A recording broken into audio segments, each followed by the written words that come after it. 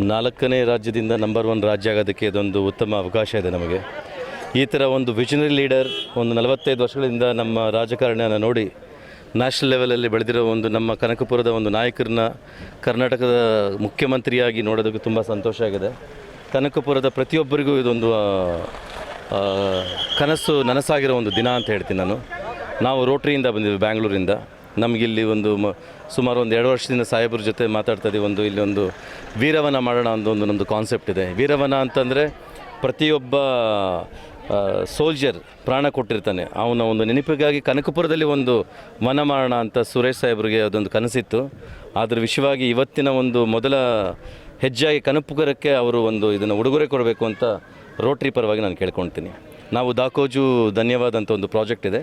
Already ನಾವು 1500 ಎಕರೆ ಅರಣ್ಯನ develop ಮಾಡ್ತಾಯಿದ್ದೀವಿ ಇಲ್ಲಿ ಚಳ್ಳಕೆರೆ ಡಿಸ್ಟ್ರಿಕ್ಟಲ್ಲಿ.